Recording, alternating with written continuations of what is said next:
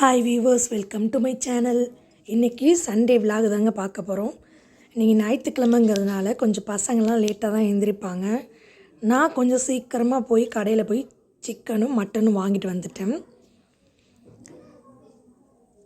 Mutton தனியாக soup வைக்கிறதுக்காக குழம்புக்குமே இதே எடுத்துப்பேன். இந்த தண்ணி கொஞ்சம் அதிகமாக ஊற்றினா சூப்பு ஒரு 2 டம்ளர் எடுத்துக்கலாம். கொஞ்சம் தண்ணி இருக்கிறத மட்டன் குழம்பு வைக்கிறதுக்கு எடுத்துப்பேன். கொஞ்சமாக அதில் இஞ்சி பூண்டு, உப்பு, மஞ்சத்தூள், சீரகம், மிளகுத்தூள் போட்டு அதில் வெங்காயம் தக்காளியும் அதில் போட்டுட்டு எல்லாத்தையுமே சேர்த்து மிக்ஸ் பண்ணி குக்கரில் மூடி போட்டு ஒரு 10 விசில் வர்ற மாதிரி நான் போட்டுருவேன். அப்போ தான் மட்டன் நல்லா வேகும். இப்போது குழம்பு வைக்கிறதுக்கு நான் முருங்கைக்காயும் உருளைக்கிழங்கும் தான் எங்கள்கிட்ட இப்போதைக்கு இருக்குது. நான் குழம்புக்காக தான் போட போகிறேன். ஏற்கனவே வெங்காயம் தக்காளி க்ளீன் பண்ணி வச்சுருக்கிறேன். அதை குட்டி குட்டி பீஸாக கட் பண்ணிக்கிறேன். குழம்புக்கும் பிரியாணி செய்கிறதுக்காக தனியாக நீட்டாக வெங்காயமும் குட்டி குட்டி பீஸு குழம்புக்கும் ரெடி பண்ணிட்டேன். தக்காளி அது மாதிரி பிரியாணிக்காக நீட்டாக கட் பண்ணிக்கணும். குட்டி குட்டியாக குழம்புக்கு எடுத்துக்கலாம்.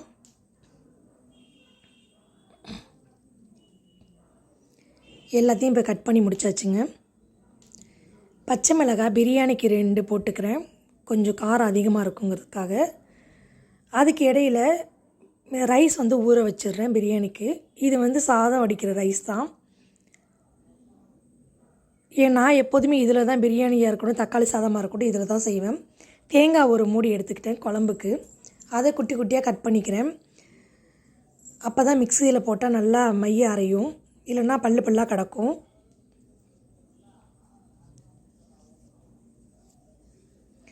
இதை இப்போ ஒரு ஜாரில் நம்ம மாற்றிக்கலாம்.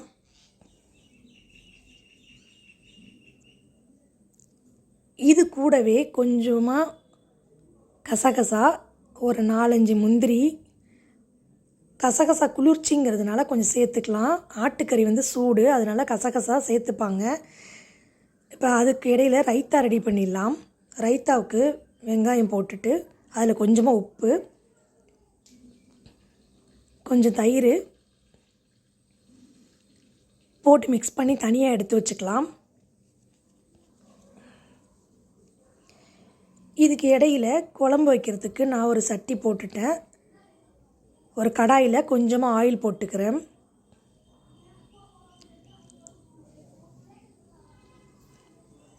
எண்ணெய் சூடானதுக்கப்புறம் தாளிக்கிறதுக்கு பட்டை, கிராம்பு, ஏலக்காய், ஒரு பிரிஞ்சி இலை இருந்தால் போட்டுக்கலாம். எல்லாத்தையுமே நான் போட்டுட்டேன். கூடவே நறுக்கி வச்சுருக்க 2 பச்சை மிளகாயும் அதில் சேர்த்துக்கிறேன். கொஞ்சமாக கருவேப்பிலையும் அதில் போட்டுக்கிறேன். நறுக்கி வச்சுருக்க வெங்காயம், தக்காளி, அதுக்கப்புறம் முருங்கைக்காய், இது எல்லாத்தையுமே போட்டு நல்லா மிக்ஸ் பண்ணிக்கணும். நல்லா மிக்ஸ் பண்ணதுக்கப்புறம் கொஞ்சமாக உப்பு, ஏன்னா ஏற்கனவே நம்ம கறி வேக உப்பு போட்டிருக்கோம், இதில் கொஞ்சமாக போட்டுக்கணும். இப்போது மட்டன் மசாலாவும் குழம்புத்தூளும் நான் போட்டுக்கிறேன். வீட்டில் அரைச்ச குழம்புத்தூள் இருக்குது, அதை போட்டுக்கிறேன். கொஞ்சமாக கரம் மசாலா, அப்புறம் நம்ம அரிசி ஏற்கனவே கழுவி வச்சு தண்ணி இதில் நான் ஊற்றிக்கிறேன்.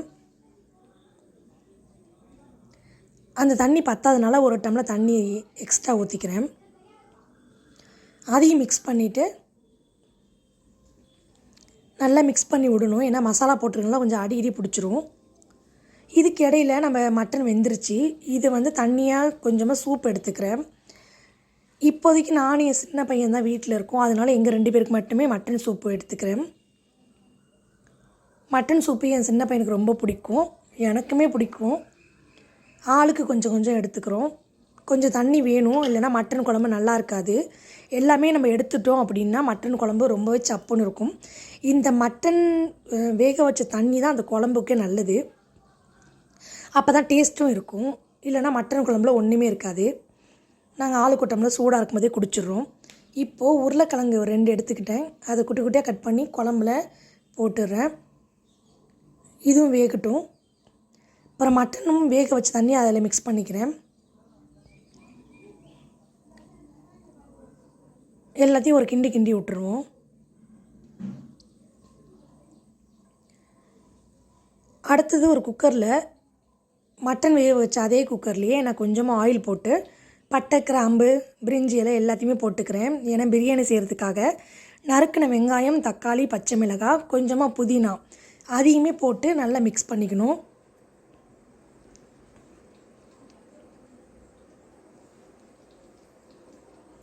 நல்லா மிக்ஸ் பண்ணதுக்கப்புறம் நம்ம மசாலாலாம் போட்டுக்கலாம். இஞ்சி பூண்டு கொஞ்சமாக போட்டுக்கிறேன்.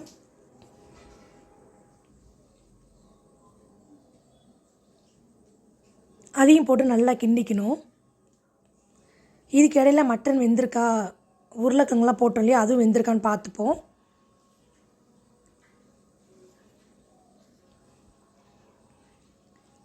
பிரியாணிக்கு தேவையான காரப்பொடி கொஞ்சமாக போட்டுக்கலாம். உப்பு, அதையும் நல்லா கிண்டிட்டு மசாலா பாருங்கள் எப்படி இருக்குன்னு. ஏற்கனவே ரைஸ் ஊற வச்சுருக்கோம் இல்லையா, அதையும் இதில் மிக்ஸ் பண்ணிக்கலாம். மிக்ஸ் பண்ணி ஒரு டம்ளர்னால் 2 டம்ளர் தண்ணி ஊற்றுவோம் நான் குக்கரில். இப்போது 2 டம்ளர் அரிசி எடுத்திருக்கேன், அதனால் 4 டம்ளர் தண்ணி ஊற்றிக்கிறேன். ஊற்றி நல்லா மிக்ஸ் பண்ணிக்கணும். உப்பு இருக்கான்னு செக் பண்ணிக்கோங்க.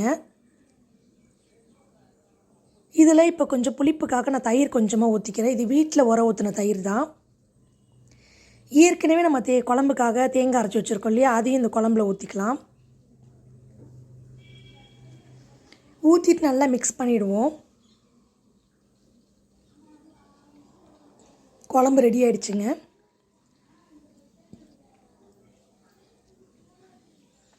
நான் கறி போட மறந்துட்டேன், அதனால் இப்போ போட்டுக்கிறேன். கறியை போட்டு நல்லா மிக்ஸ் பண்ணிவிட்டு குக்கரை மூடி போட்டுடலாம். என்னோடய குக்கரில் சாதா ரைஸ் ஒரு 5 விசில் வரும். இதுவே பாஸ்மதி ரைஸாக இருந்தால் சிம்மில் வச்சு 1 விசில் விட்டால் போதும். சாதம் வெந்துருச்சு. சாதத்தை மெதுவாக ஃபுல்லாக எல்லா பக்கமும் கிளறி விடணும். நடுப்புற போட்டு குத்துனீங்க அப்படின்னா சாதம் உடஞ்சிரும். இதுக்கப்புறம் தான் நெய்யை நம்ம மேலே ஊற்ற போகிறோம். அப்போ தான் டேஸ்ட்டாகவும் இருக்கும். ஃபஸ்ட்டே நெய் ஊற்றக்கூடாது, லாஸ்ட்டில் நெய் ஊற்றினா அந்த நெய்யோட டேஸ்ட் அப்படியே இருக்கும். ஊற்றிட்டு அப்படியே கிண்டி விட்டுடலாம்.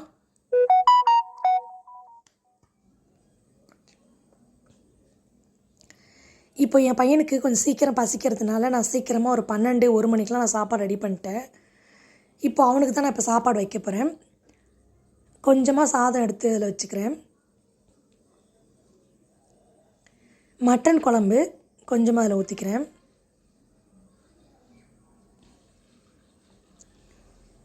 கூடவே கொஞ்சம் ரைத்தா வச்சுக்கிறேன்.